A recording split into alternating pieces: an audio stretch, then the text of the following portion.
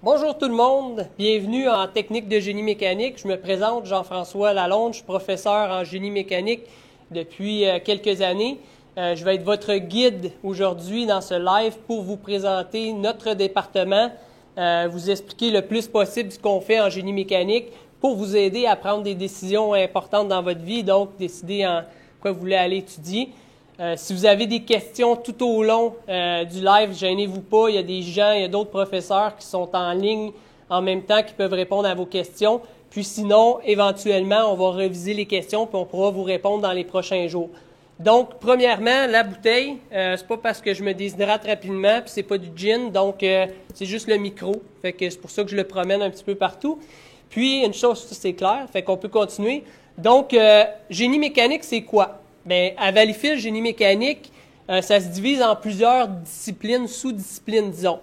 Principalement, on a les dessins et conceptions que j'ai ici à l'arrière de moi. Donc, c'est des exemples de modèles, autant 2D que 3D. Donc, c'est un domaine qu'on va vous présenter pendant la visite. Et ensuite, il y a la partie fabrication, qui est usinage. Donc, maintenant, usinage en plus impression 3D. On va vous présenter quelques machines. Et au-delà de ça, il y a d'autres petites disciplines comme l'automatisation, l'entretien d'équipements, de machinerie. Il y a l'hydraulique on va vous présenter également. Donc, tout ce qui touche un peu au domaine de la mécanique puis qui peut vous être utile sur le marché du travail.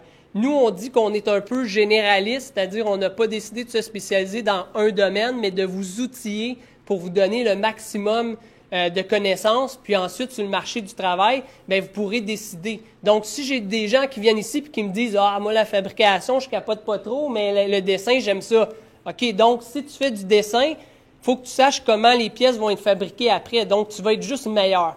Fait que c'est pas perdu, puis ça va te faire de toi un meilleur concepteur. Et à l'inverse, quand tu vas faire de la fabrication, tu vas comprendre les dessins. Fait que ça va ensemble. Donc, nous, c'est un choix qui a été fait il y a plusieurs années. Ça fonctionne très bien.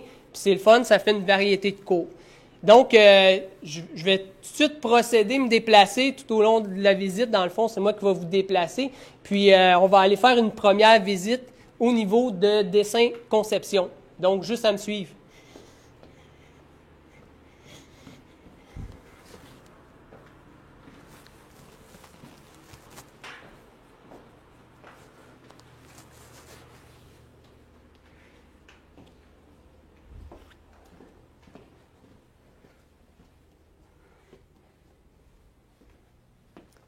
Pas que je vous perde, là, il y a beaucoup de raccoins ici. Nous, en passant, on est dans un secteur un peu sous-sol, si on veut. Là, on n'a pas le choix avec les machines qu'on a, c'est pesant. Comment je dirais, j'en profiterai pour vous dire, je dis tout le temps aux portes ouvertes, c'est une petite famille génie mécanique. On est comme isolé un petit peu, on est quand même dans le collège, mais les gens ici, c'est comme notre petit chez nous, puis on est bien, tu sais, on n'a pas une centaine d'étudiants, ok, quoi qu'on aimerait ça, mais on développe comme une petite chimie, puis nos locaux, c'est notre chez nous. Donc, vous allez voir, c'est sûr que c'est le fun quand vous venez voir en vrai. C'est quelque chose pour nous qui est intéressant quand même, notre secteur. Donc, suivez-moi.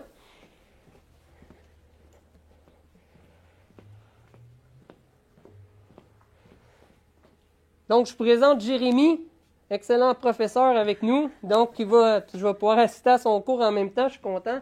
Donc, qui va vous présenter la partie conception et dessin. Merci Jean-François. Bienvenue. Donc, la partie dessin-conception, c'est une partie qui va s'échelonner tout le long de notre programme en génie mécanique. On va commencer avec l'étude des dessins en 2 dimensions dans les premières années de cheminement parce que le dessin en 2 dimensions, ça vient avec tout un langage, on appelle aussi parfois ça le langage graphique, qui va impliquer de choisir comment on va représenter, quelles sont les vues qu'on va donner de notre pièce, qui est ici représentée en vue isométrique, donc mettons pseudo 3D pour l'assistance. Donc, on va nous les représenter en 2D parce que le papier, encore aujourd'hui, malheureusement, même si on a accès à des ordinateurs pour représenter le 3D virtuellement, ça reste que le papier que tu amènes dans l'atelier, lui, est en 2D.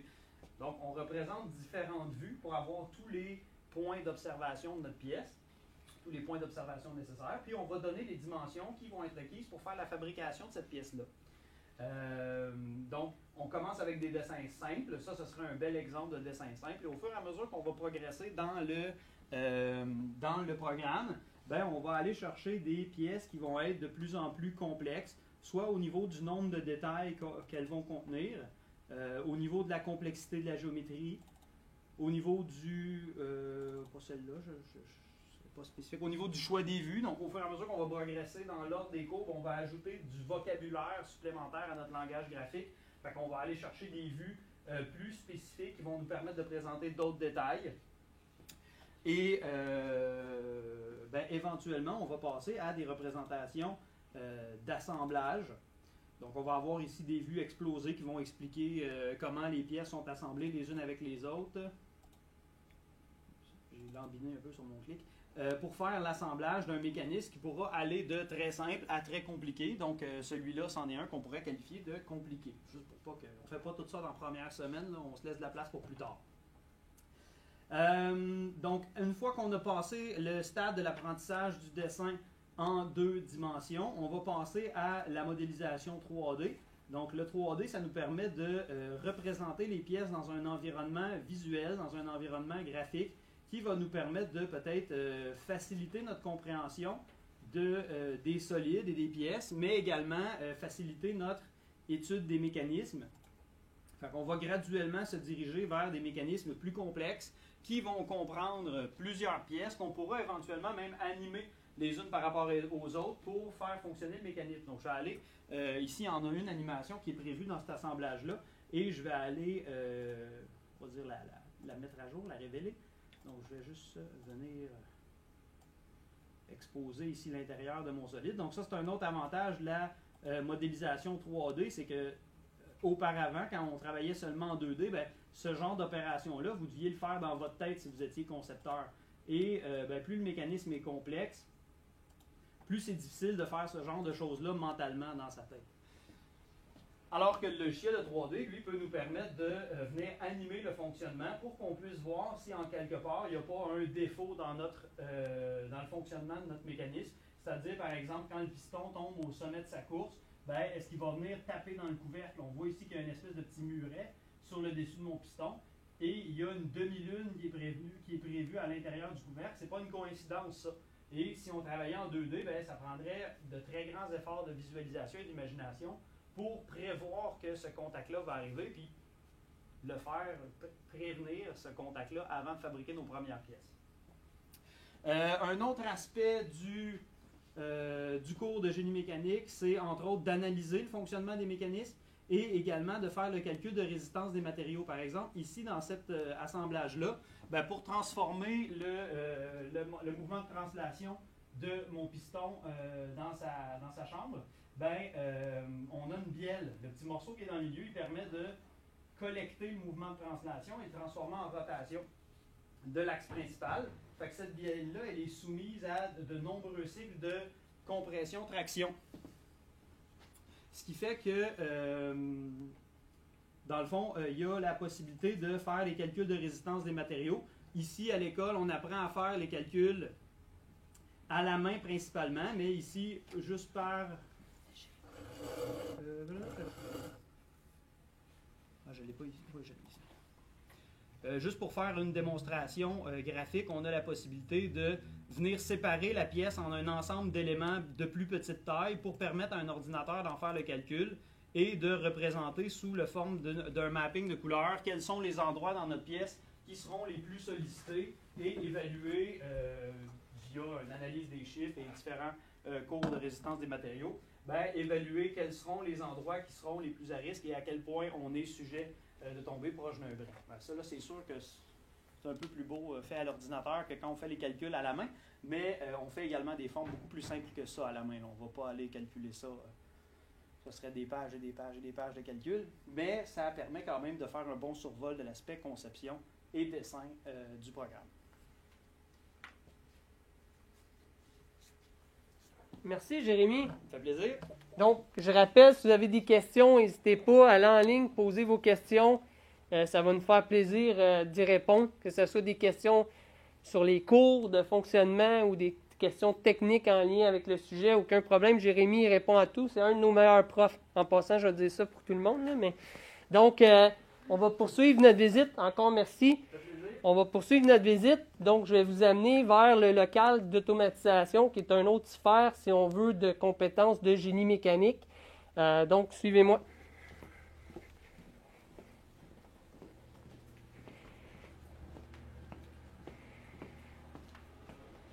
Je peux faire des parenthèses en chemin.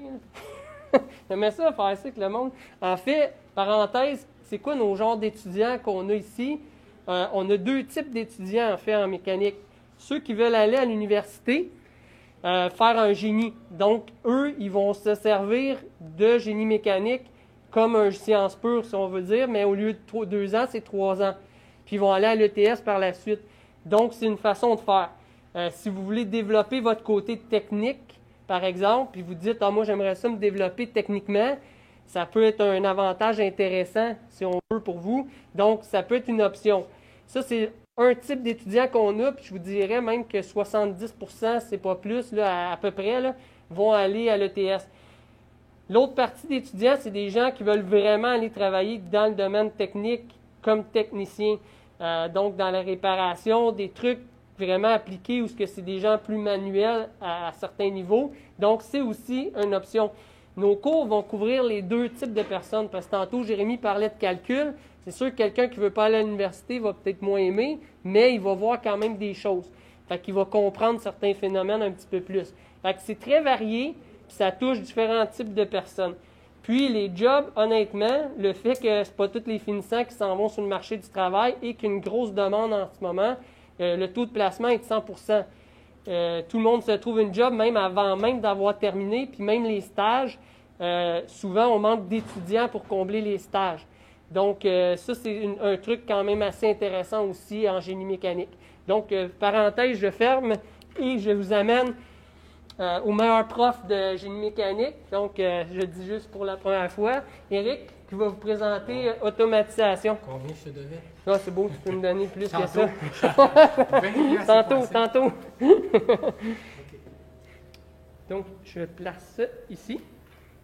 Donc, bonjour tout le monde.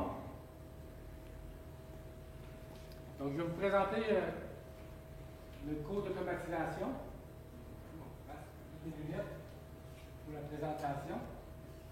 Donc, pour le cours d'automatisation, c'est sûr qu'on ne s'attend pas que les étudiants qui arrivent ici connaissent vraiment c'est quoi les circuits pneumatiques et les circuits électriques. Donc, c'est toutes des choses que nous allons apprendre. Donc, quand on commence le cours, on commence vraiment avec la base. Donc là, ce qu'on parle de la base, c'est vraiment, là, on va vous présenter un vérin. Donc, on a des vérins qui sont comme coupés. On va regarder à l'intérieur comment c'est fait, comment ça fonctionne. Donc là, on a compris le principe du vérin. Après ça, on va commencer à lui ajouter des composants. Donc, pour former des circuits qu'on appelle des circuits pneumatiques. Donc, si on regarde ici, on a ajouté ici un petit distributeur. Donc, on appelle ça un distributeur 5.2. Donc, ici, on va regarder. Donc, qu'est-ce que je vais faire avec mon distributeur? C'est avec ma main ici qu'elle va déplacer la manivelle, le tiroir, comme un petit tiroir à l'intérieur qui va se déplacer. Puis là, ce qui va se déplacer, ce tiroir-là, on va voir ici, là, je vais juste le tourner, que tout le monde voit bien, que le vérin va sortir. Je mets ça de l'autre côté. Donc, je m'en mets, je peux contrôler le vérin, va sortir puis il va rentrer. Donc ici, ce qu'on a ici, ce sont des étrangleurs qu'on appelle, qu'on peut venir ajuster. Donc, on peut venir le fermer ou l'ouvrir, dépendamment si on a des vitesses séparées. Donc, on a des vitesses plus élevées ou moins grandes. Okay, donc, on peut voir ici le distributeur. Donc, si on regarde aux extrémités, qu'est-ce qu'on va retrouver? Ce sont des capteurs de fin de course, ici, qui sont pneumatiques. Donc, on peut faire des circuits seulement juste pneumatiques. Bien sûr qu'avec ce type de circuit pneumatique-là, on est quand même assez limité dans les composants. Qu'est-ce qu'on peut faire? Donc, on va aller vite vers les on va venir changer ça pour se diriger vers des automates programmables. Un automate programmable, là, de quoi ça a l'air? C'est ça ici. Okay. Donc, au niveau des possibilités, qu'est-ce qu'on peut automatiser? Ça devient beaucoup plus grand. Donc, ici, on va avoir ici des outputs et des inputs. Donc, c'est sûr qu'ici, si on regarde, moi, j'étais dans l'industrie, j'ai pas vu ça comme ça, mais c'est normal, parce qu'ici, c'est sûr qu'on a mis des prises bananes, là. Parce que nous autres, ce que les étudiants doivent faire, c'est qu'ils doivent monter et démonter. Donc, une prise banane, c'est un fil qui est ici comme ça, l'extrémité. Donc, pour le brancher, il n'y a pas de dévis à dévisser, rien. Donc, tout ce qu'il y a à faire, l'étudiant, il vient le mettre dans le bon endroit, puis après ça, il vient l'enlever. OK? Donc, comme ça, c'est très rapide. Donc, c'est sûr que nous autres, c'est des laboratoires de 4 heures. Donc, après 4 heures, le laquelle est utilisé pour quelqu'un d'autre. Donc, il faut que ça se montre rapidement et se démontre rapidement. Ça ici, c'est un genre de laboratoire. C'est sûr, comme vous pouvez comprendre, il y a une grande évolution entre lorsqu'on démarre du pneumatique, puis lorsqu'on en vient ici, on vient mélanger le pneumatique, on a encore Montvérin, mais au lieu d'avoir des capteurs pneumatiques, maintenant ce sont des capteurs qu'on appelle des capteurs read, qui est un circuit 24 volts dedans. Ce circuit-là, lui, qu'est-ce qu'il va faire? C'est qu'il va m'envoyer un signal en monautomate pour vérifier à quelle position il est rendu. Donc, ce qui est important de savoir, c'est mon vérin, est-ce qu'il est sorti ou il n'est pas sorti. Donc, c'est sûr qu'on ne peut pas tout avoir toutes les machines. Donc, qu'est-ce qu'on a, moi, normalement, quand on fait ça? C'est que tu as un genre de dessin comme ça ici, qui représente ton automatisation. Donc, ici, ce qu'on a, c'est un plateau. Comment il va tourner? Ça va être de vérin. Donc, ce serait ce vérin-là qui devrait sortir pour faire indexer le plateau. Puis ici, on aurait comme un autre vérin qui viendrait faire de perçable. Donc, on simule ça comme ça, puis on voit ici, normalement, on donne des noms. Ça, c'est mon vérin A, B, puis ils sont numérotés sur ton dessin. Donc, si on regarde ça, lorsque ça fonctionne, donc là, il faut juste que je fasse attention. Qu'est-ce qu'il n'y a pas quelqu'un qui a touché? Il y a des collègues qui sont très gentils. Ça peut arriver qu'ils viennent me changer les petits fils de la place. Donc, la gang de fils qu'il y a ici, si vous voulez qu'ils changent présentement, bien, c'est sûr que c'est difficile à trouver. Autrement dit, ce qu'on peut faire, donc on peut être après ça et dire, OK, donc même arrêt d'urgence. Donc, on a mis le système d'arrêt d'urgence parce que si tu appuies dessus, le système va arrêter, etc. Donc, c'est tout un panneau de commande. Donc, c'est un panneau de commande comme ça ici qu'on a, que tu vas au début. Puis, tu vas faire tout le câblage pour ça. Tu trouves à faire le programme, qui n'est pas ouvert, mais qui est sur le logiciel. Tu fais tout ton programme, tu montes toutes les composantes ici pour arriver à ton produit final, comme ça. Okay? Donc, ça me permet... L'avantage de ça, c'est que ça nous permet de faire différents setups, différents laboratoires pendant la session. Si on regarde aussi vers la fin, on va se diriger vers l'arrière de la classe.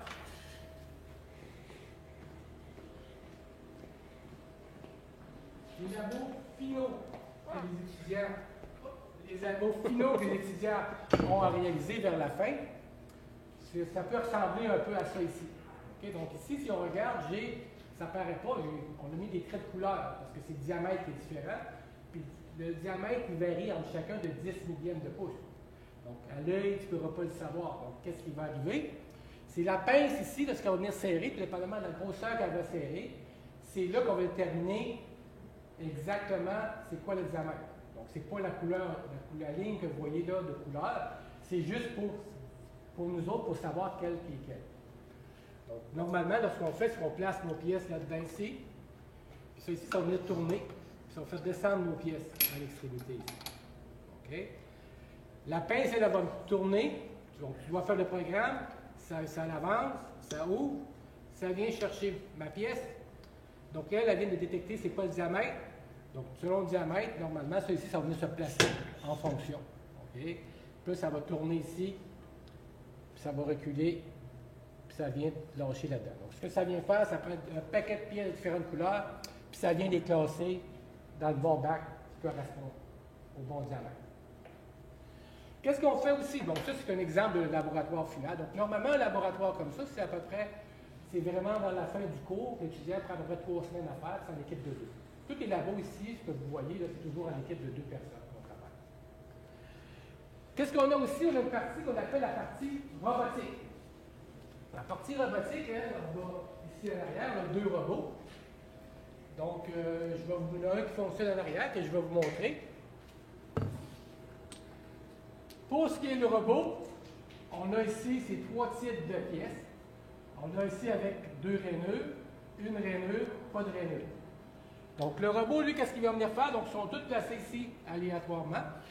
Il va venir chercher la pièce, puis dépendamment de quel type, puis il vient faire une simulation. Donc ici, on fonctionne souvent par simulation, parce que c'est une très cher de pièces. Il vient nous faire une simulation comme un sablage d'une extrémité. Après, il va venir le mettre sur le convoyeur, il va passer le convoyeur, tout dépendamment le nombre de rainures. Donc ça va lever ou ça va se déplacer pour classer toutes les pièces identiques dans le bon bac. Donc si je passe ça, on va regarder ça.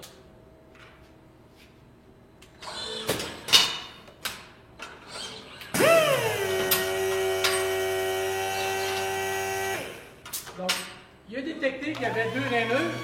Donc, la gate que j'appelle, le défectoire qui est positionné pour le positionner là-bas. Le programme est fait pour faire 5 pièces. OK, donc après 5 pièces, le programme va arrêter. OK, donc, c'est ce qu'il va faire. Là, ici, il y a un petit problème avec le ici parce que c'est intervenu sur elle-même. Je pense qu'il y aurait un petit problème de niveau au niveau du plancher. Pour moi, je vais tout trop ici, le plancher est bouger comme ça. Si je le mets par ici, ça va se replacer, ça va bien être très joli. Donc, ça ici, celle-là, on a fait 2 rainures, une rainure, pas de rainure, ça vient d'exploser. Donc, on pourrait partir, l'avantage du robot, ben lui, il peut partir le matin. Il ne prendra pas de pause, il ne parlera pas avec le voisin, il ne verra pas sur son téléphone. Donc, il va être très productif.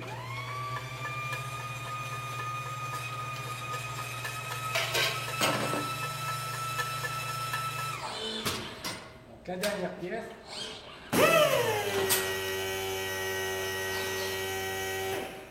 Ce que vous voyez aussi d'autres labos qu'on a fait, que vous ne voyez pas fonctionner. Ça ici, tantôt vous allez dans l'atelier, vous allez voir c'est quoi un tour. OK, donc un tour conventionnel ou un tour commande numérique. Donc ici, le robot, ce qu'il viendrait faire, il viendrait prendre la pièce. Ça ici, ça simule la porte du tour.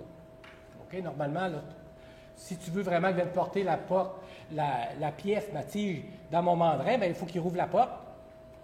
Puis là, il va venir placer à l'intérieur, puis il vient placer la pièce dedans. Ici, c'est pas vraiment un vrai serrage, c'est une lumière qui allume, comme quoi qu'il y a un signal, comme quoi qu'il est serré. Ça referme la porte, puis je mettrai une tempo. OK? Après ça, bon, on peut venir réouvrir, rechercher la pièce, comme quoi la pièce serait terminée.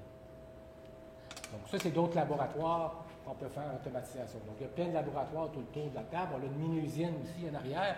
Là, on me dit que j'ai plus de temps. Est-ce que j'ai encore du temps ou c'est terminé? Donc, je vous remercie beaucoup. Je vous souhaite une bonne soirée et j'espère de vous voir en génie mécanique l'année prochaine.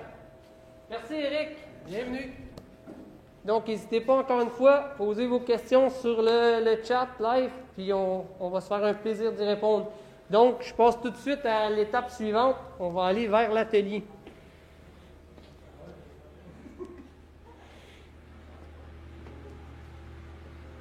Je sais qu'il ne faut pas que j'aille trop vite. La madame avec le trépied, elle va tomber sinon.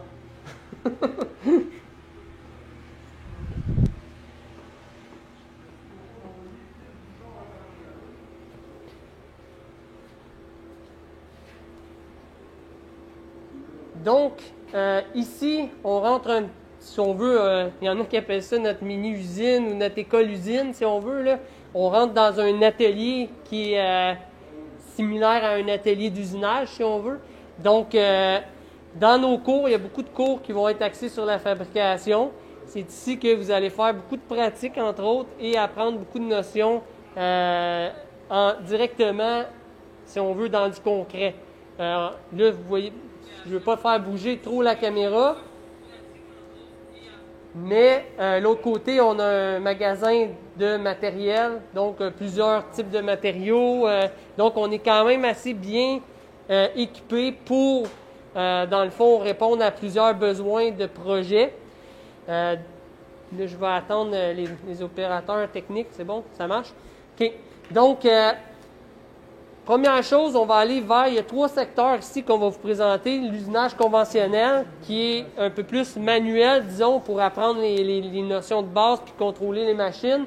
Ensuite, on a du contrôle numérique, qui est des machines qui coupent aussi le métal, mais qui, eux, sont contrôlés par un ordinateur. Donc, c'est un lien un peu avec ce que Jérémy vous a présenté tantôt. Là, il faut que tu prennes des modèles 3D, il faut que tu les prépares pour aller couper le métal. Fait qu'en arrière de tout ça, ça a l'air bien simple, là, mais il y a beaucoup de choses à penser. Donc, comment je vais couper, avec quel couteau, combien je vais enlever de matière, il y a bien des paramètres. C'est ça que vous allez développer puis devenir des pros là-dedans, puis vous allez devenir une rareté sur le marché du travail, puis vous allez gagner des gros salaires. Fait que, on va commencer avec Frédéric, qui va vous présenter une petite démo sur un tour conventionnel.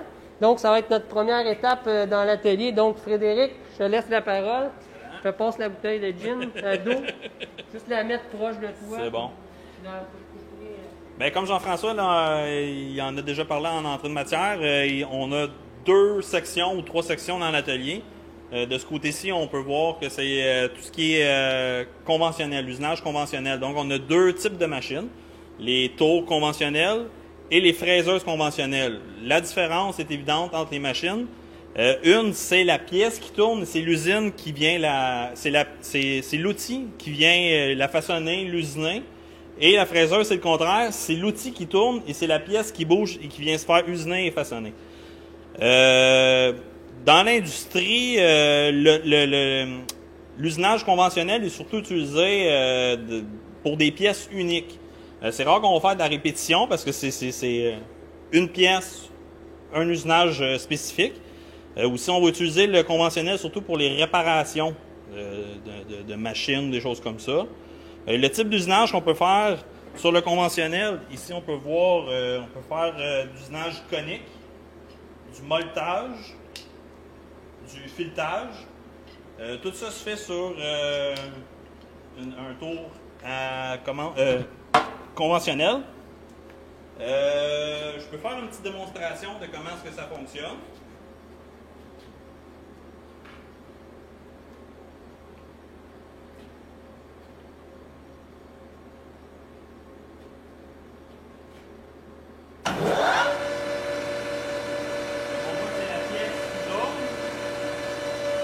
On voit que c'est la pièce qui tourne et je viens déplacer l'outil qui va venir façonner ou usiner la pièce.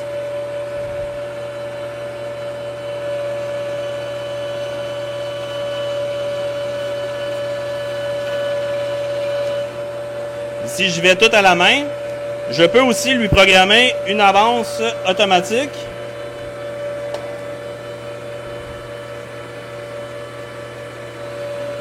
Qui vient toujours faire un mouvement continu pour pouvoir faire une plus belle finition sur la pièce.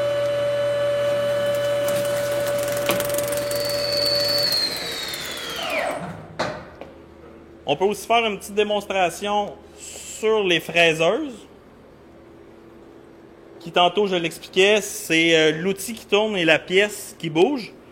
Donc juste pour vous donner une petite idée, on part d'une pièce brute comme ça, pour finir ensuite avec des usinages, des perçages et des fraisages. On peut voir aussi un petit projet qu'on peut faire lors de la première session au collège. On vient faire une petite Formule 1. Je ne sais pas si on en a parlé tantôt. C'est un beau petit projet.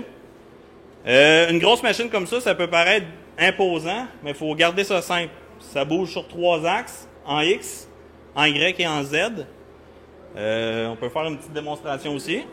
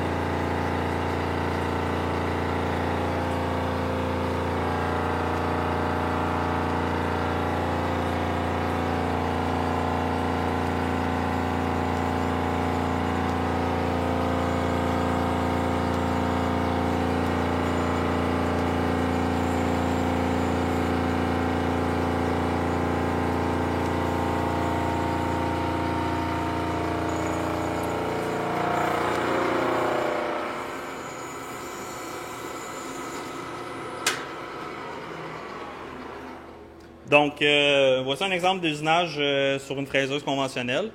Comme je l'ai expliqué tantôt, c'est souvent des pièces uniques. On va souvent se servir de ce type d'usinage-là pour fabriquer des gabarits ou des jigs ou des gabarits pour pouvoir ensuite aller usiner en mode numérique pour pouvoir faire de la production. Mais on a besoin des bases. Puis on a 4 cours de procédés de fabrication qu'on est axé plus sur la fabrication avec les commandes conventionnelles. Merci.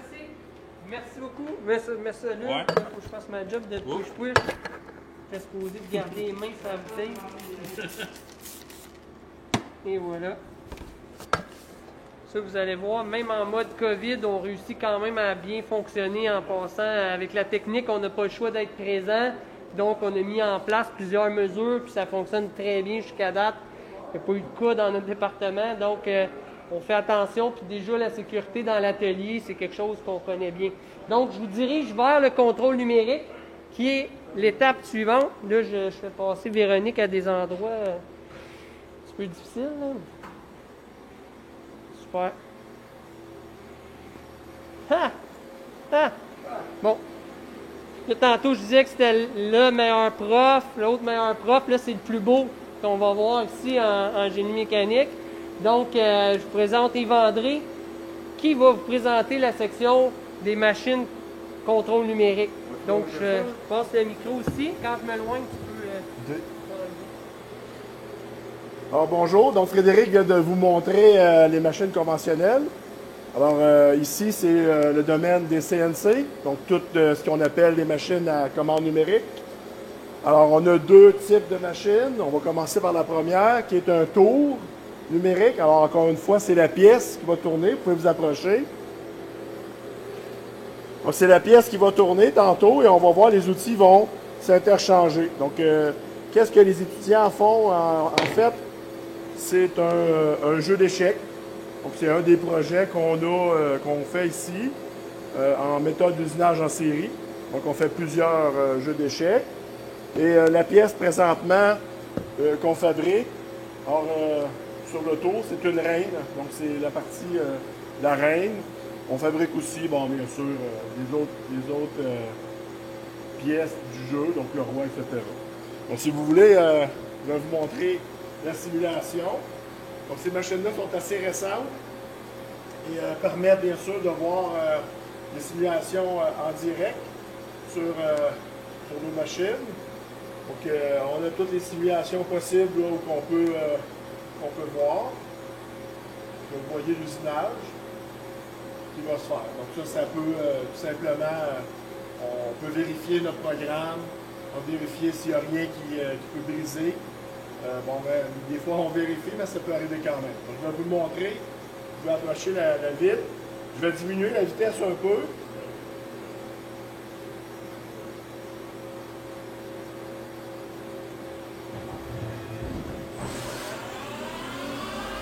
Là, c'est sûr qu'on usine dans le vide. Sinon, j'aurais besoin de mettre de l'huile de coupe. On ne pourra pas voir l'usinage de la pièce.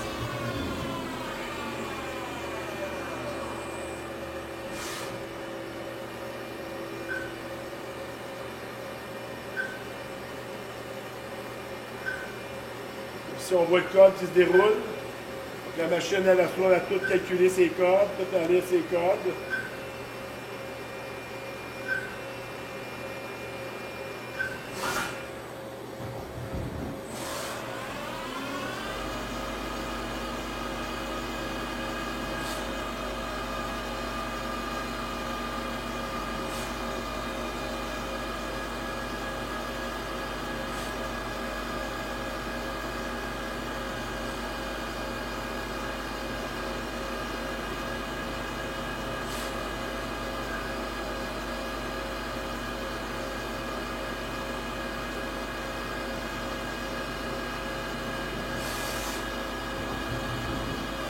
Voilà. Donc ça termine cette pièce-là. Il resterait juste l'étape de venir couper la pièce, mais là, on ne le fera pas présentement parce qu'on veut garder la pièce. Pour la deuxième machine, donc maintenant, ça, c'est la fraiseuse. Toujours dans un cours d'usinage, on fait un étau. Vous avez ici la pièce en question. C'est une belle étau d'usinage. Et il y a ici des morts d'usure qu'on appelle. Donc les morts d'usure, ça se trouve être cette pièce-là. Deux trous. Il y a un petit V dans le milieu avec un petit dégagement. C'est cette machine-là qui fait ça. Et vous remarquerez que le V, donc c'est un 90 degrés, il est incliné dans la pièce. Donc vous allez voir que ici vous allez voir que sur la table, on doit bouger la table. Ce n'est pas nous autres qui fait le montage d'incliner la pièce, mais ça va s'incliner avec la machine. Donc encore une fois, on peut simuler à l'écran. Donc là, je vais vous partir le l'usinage.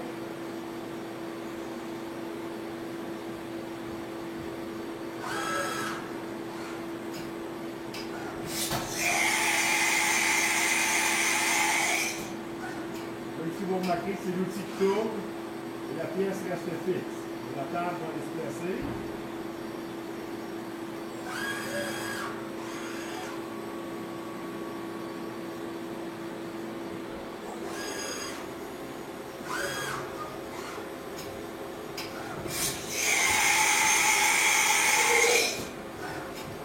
On va venir usiner les rainures.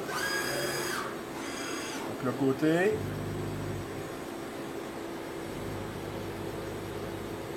Et là, on va voir la table s'incliner.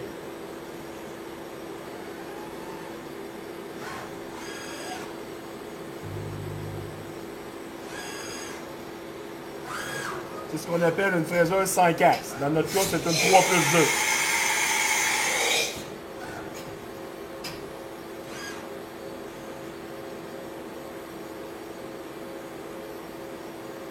On va venir percer maintenant les 2 trous.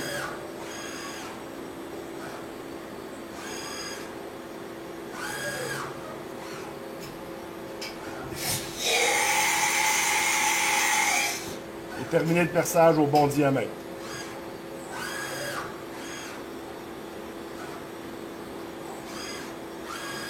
Voilà, c'est pas plus long que ça, la pièce est terminée. Alors voilà, c'était la démonstration ici au niveau des commandes numériques. Alors, on a d'autres sortes de machines, un peu plus âgées, mais quand même très très fonctionnelles. Donc, au plaisir de vous voir dans notre très beau département. Merci, Yves-André, tu peux la déposer là. OK. Je fais sur nos mesures sanitaires au fur et à mesure. Donc, je vous amène dans un autre secteur de l'atelier, encore une fois.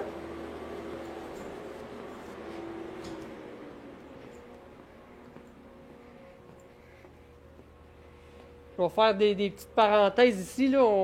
Normalement, on fait les visites. Vous êtes ici, on peut vous promener un petit peu. Là, mais de ce côté-là, on a une petite salle qui est des traitements thermiques, qui finalement, on fait si on veut, des traitements sur les matériaux pour changer les propriétés. On a des fours, on a des instruments pour les tester, faire de la rupture. Donc, c'est un petit laboratoire. Donc, on a ça. J'en parle. Et de ce côté-ci, à ma droite, à moi, on a un petit local où ce qu'on fait, on peut vous montrer. Je pense qu'on peut se déplacer un peu. Là, on a quelques minutes devant nous. Donc, c'est, disons, en bon français, notre shop de soudure. Fait qu'ici, c'est notre local pour le cours de procédés de fabrication mécano-soudés. Donc, on ne veut pas former des soudeurs, ce n'est pas l'objectif. C'est vraiment que vous connaissiez certaines notions liées à votre domaine. Donc, que vous sachiez un peu à quoi vous en tenir si vous demandez des trucs qui vont être soudés par la suite. Mais c'est un cours, moi, c'est une belle découverte, ce cours-là, pour moi. J'avais jamais touché à ça. Donc, toucher aux machines de soudure puis d'expérimenter, c'est vraiment impressionnant. Là. C'est sûr que dans mon temps, les casques étaient juste noirs. Là. Maintenant, ils allument automatiquement quand tu as fini de souder. Donc, tu vois ce que tu fais. Fait que c'est vraiment un petit cours intéressant que vous aurez à faire en génie mécanique. Puis, ici, on a un petit secteur qu'on appelle tôlerie, qu'on fait du métal en feuille. Donc, toutes des pièces minces de métal qu'on vient couper, donc sur la cisaille, plier. Vous allez même faire un coffre à outils en métal. Il y a des beaux projets liés à ça. C'est aussi des notions de mécanique, de fabrication que vous devez apprendre. Donc, c'est un autre petit secteur qu'on couvre. Puis là, je me rends où j'étais supposé de me rendre. Si j'arrête de parler un jour, je te mets ça là.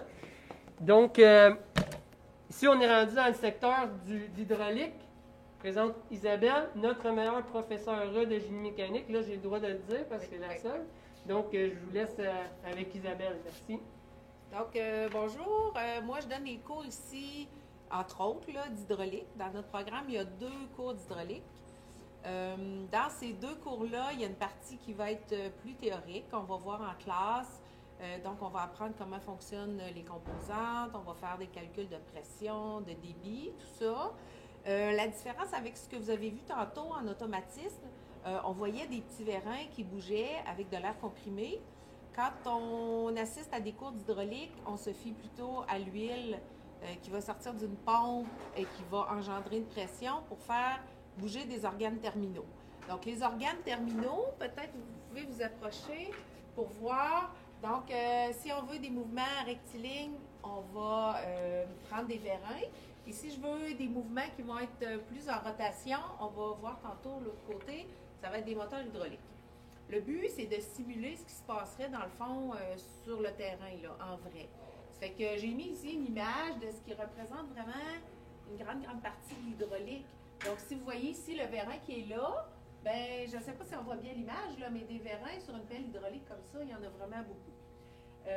Si je veux un mouvement de rotation qui serait l'autre côté qu'on va voir tantôt, ben, le moteur hydraulique, lui, il arriverait dans le fond à faire tourner les chenilles de la pelle hydraulique qui est là pour la déplacer. Donc, tout ce qu'on fait ici a comme objectif d'être capable de le faire sur le terrain. Ça fait que là, j'ai juste fait un petit montage pour vous montrer à quoi ça pourrait ressembler. Je vais partir ça. Le montage, comment il est fait présentement, c'est qu'il va diriger l'huile pour sortir le vérin qui est ici en premier, le deuxième et le retour à l'inverse. On va voir ici. Donc, normalement, avec le poids, on aurait tendance à penser que le vérin horizontal sortira en premier, mais quand j'ajoute des composants dans mon circuit, je suis capable de faire une séquence que je veux finalement avec les vérins. Si je vais de l'autre côté, si on peut juste se déplacer de l'autre côté, donc avec un peu les mêmes composants, au lieu de faire un mouvement rectiligne avec un vérin qui est là, vous allez peut-être pas voir très bien, là, mais ici c'est un moteur hydraulique, donc l'arbre va tourner et c'est ça mon objectif finalement. Donc l'organe terminal va être en rotation au lieu d'être rectiligne comme l'autre côté. Fait qu'on pourrait imaginer par exemple quelque chose qui serait pris après cet arbre qui tourne et qui engendre un mouvement comme par exemple les chenilles d'une pelle ou si vous voyez au printemps là, les balais de rue dans les rues qui nettoient, bien, si vous remarquez, c'est des petits moteurs hydrauliques comme ça qui font tourner les balais de rue qui se promènent dans vos rues pour nettoyer au printemps. Sinon, ce que je peux dire, c'est que pour ceux qui aiment dans le fond un peu la théorie, ces cours-là sont vraiment divisés, moitié théorie, moitié laboratoire dans le fond. Donc, on a vraiment l'avantage des deux là. On a vraiment l'avantage de comprendre bien les composants, de faire des calculs, puis de venir tester ce qu'on a calculé en réel. Donc, voilà. Merci Isabelle. Bienvenue. Donc, gars, je vais aller de l'autre côté. Ben, on voit, si tu veux faire le tour, là, on voit toute l'équipe est pas mal là. C'est ça qui est le fun.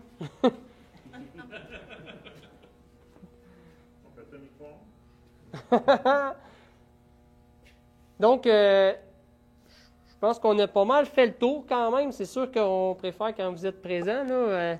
Puis on dit toujours un petit peu plus de niaiseries. Là, on a fait attention quand même, là, on s'est retenu. Donc, juste un gros merci d'avoir été là. Vous aurez la chance de partager et également de revoir, si vous avez l'intention de revoir ce qui a été vu aujourd'hui ou de poser des questions par la suite, gênez-vous pas. En tout temps aussi, même après là, que le live est terminé, si vous avez des questions, page web du Collège Génie mécanique, juste aller consulter les liens, puis vous pouvez nous appeler, ça va nous faire plaisir de vous informer ou à la limite même de vous recevoir si c'est possible. Donc, n'hésitez pas, merci beaucoup. Puis, au plaisir de vous revoir chez nous en génie mécanique. Merci beaucoup. Bye bye.